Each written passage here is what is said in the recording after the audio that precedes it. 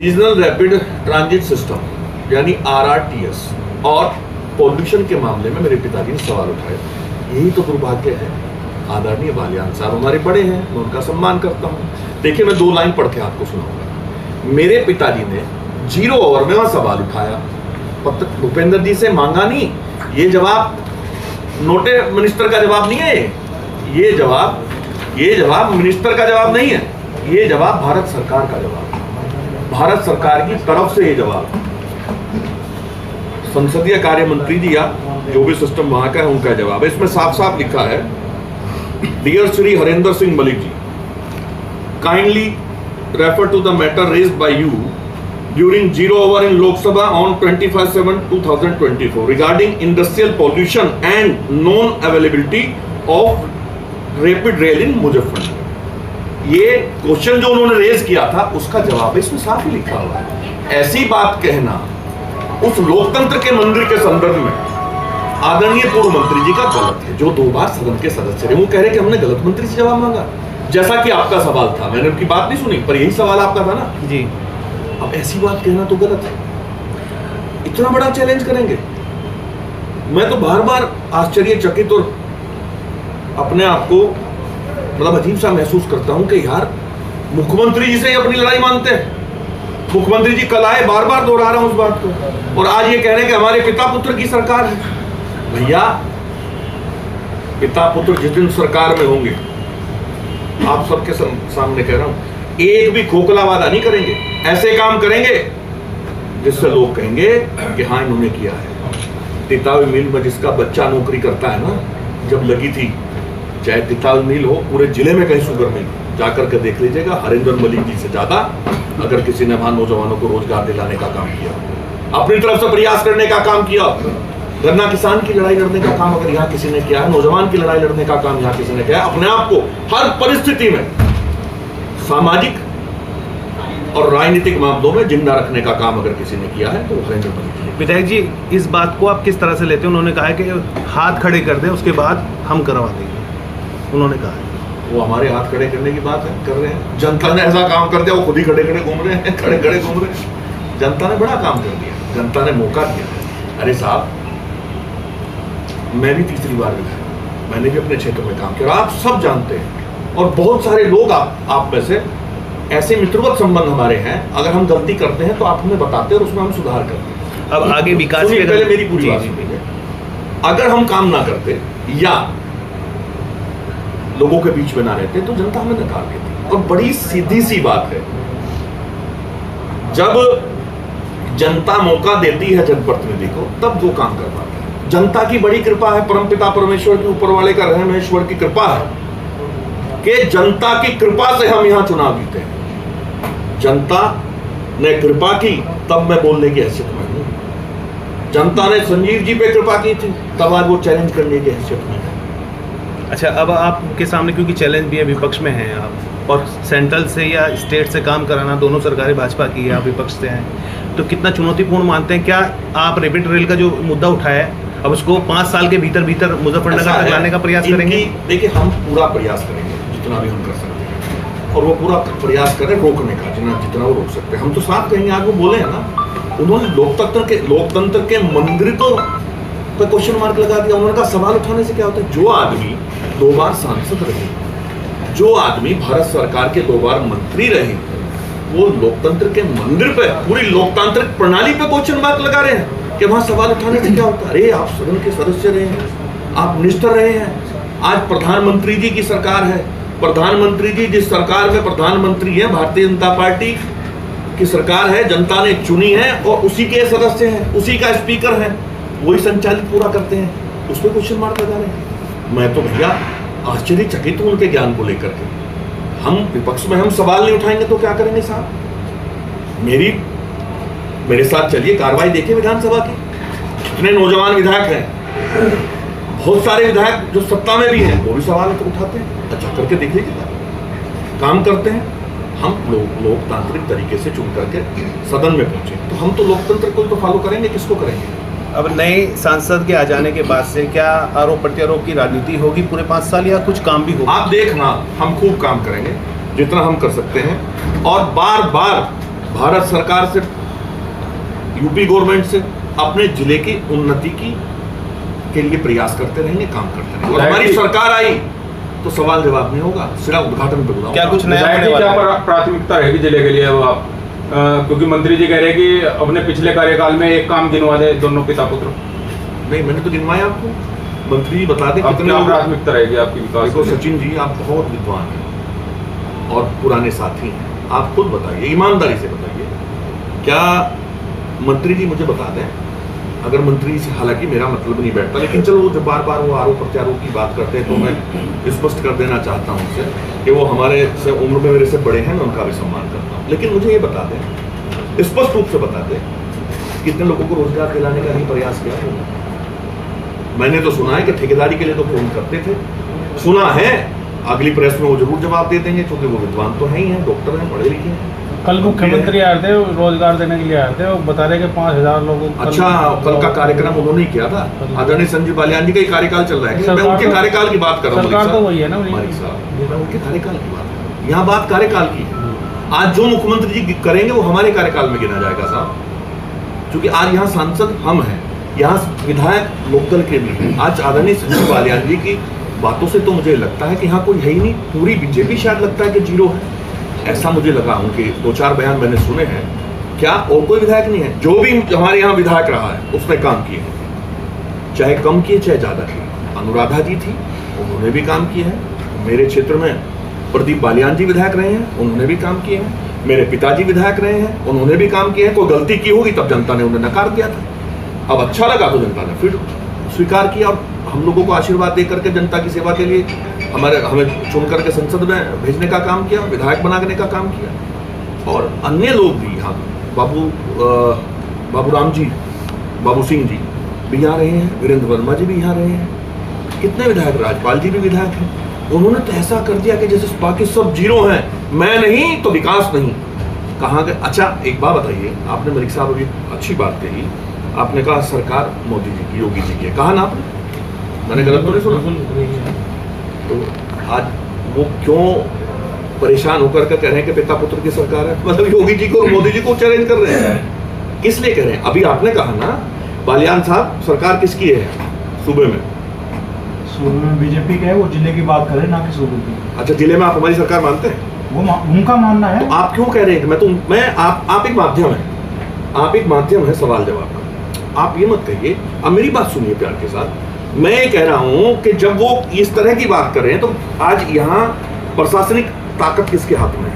यहाँ कानून व्यवस्था किसके हाथ में है? उन्हीं के हाथ में है। जाट तोड़ने में एक काम हुआ, वो आरोप प्रत्यारोप की बात करते हैं। जाट तोड़ने में एक घटना हुई चुनाव के तुरंत बाद, उस पर भी उन्होंने आरोप लगा दिया, हमने तो कोई जवाब नहीं दिया। वो अपना स्तर सुधारे, 2 बार मिनिस्टर रहे हैं, हमारे बड़े भाई हैं, मैं उनका सम्मान करता हूँ। इस तरह की बातें उन्हें शोभा नहीं देती।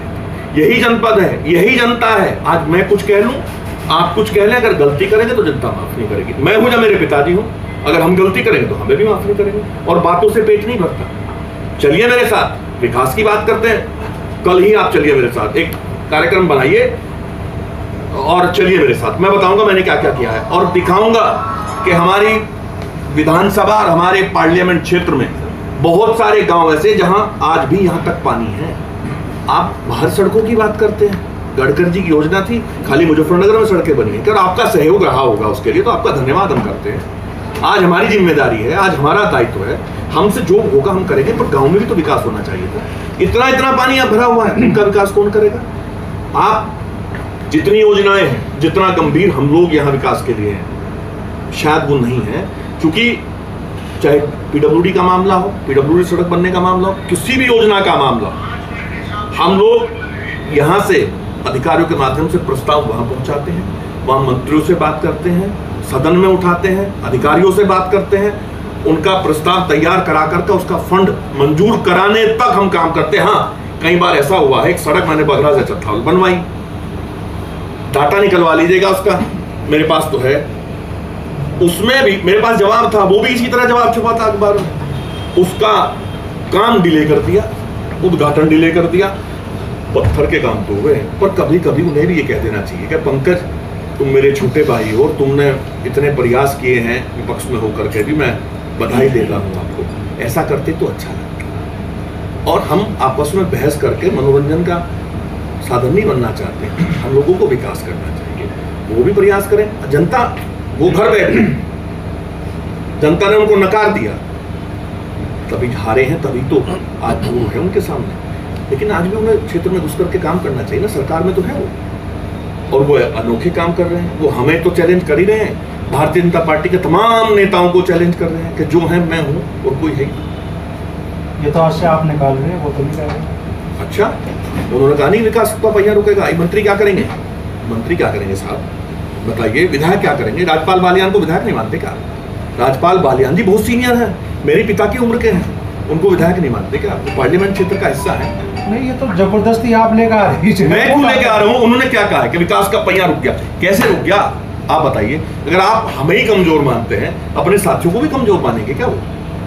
वो तो किसी जनप्रतिनिधि पर सवाल नहीं उठा रहे। और अच्छा, विकास का पहिया, लोकसभा का चुनाव हुआ, आप लोग ये तो कह नहीं रहे, ये तो उन्होंने तो सीधा सीधा ये काम कर दिया कि यहाँ अंधेर है, और जाके एक ना बुच्चा आपने सबको कह दिया अंधेर, मैंने तुझे तो कहा नहीं। अब ये कोई बात है साहब? उन्होंने कह दिया विकास का पहिया रुक गया। कहाँ रुका वो विकास का पहिया, और कहाँ विकास पैदा हो गया? विधायक जी, सवाल अब ये है कि आपने भी अपनी बात कह दी, उन्होंने भी अपनी बात कह दी, जनता ने सुन भी लिया, लेकिन नवनिर्वाचित सांसद से वो बहुत कुछ चाहते हैं, उम्मीदें रखे बैठे हैं। क्या कुछ आपने इस विकास के पहिए में गति देने का काम किया? उनकी उम्मीदों पे नहीं चलने का, वो तो मिनट में चाहेंगे हम फेल हो जनता की उम्मीदों की बात कर रहे हैं। हाँ, जनता की उम्मीदों पे हम खरा उतरने का काम करेंगे। क्या कुछ अपडेट जो है मैंने बताया ना, कुछ खास देने वाले? सुनिए मेरी बात, खास की बात यह है अगर मेरे पास कोई बजट हो तो मैं भी घोषणा करूंगा, 1 सेकंड के अंदर घोषणा करूंगा। लेकिन मेरे भाई साहब, यही तो हमारा प्रयास है। वो लोकतंत्र को नहीं जानते। आज उनकी भाषा से मुझे ऐसा लगा है, जब उन्होंने कहा कि सवाल उठाने से कुछ नहीं होता। काहे से होता है? सवाल उठाएंगे, चर्चा होगी, जवाब सरकार देगी, फिर मिनिस्टर से मिलेंगे, फिर प्लान बनेगा।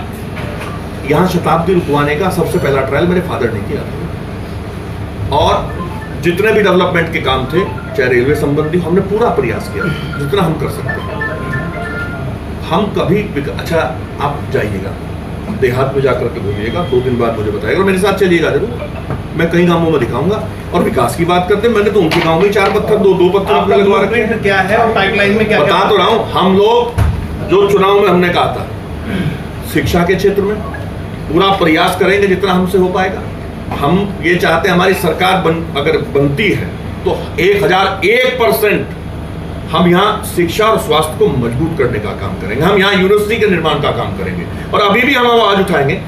हम लोकतंत्र, संजीव जी को नहीं समझ इतनी, शायद आज उनकी भाषा से लगा, माफी चाहता हूँ मुझसे बड़े, लेकिन उनकी भाषा से लगा।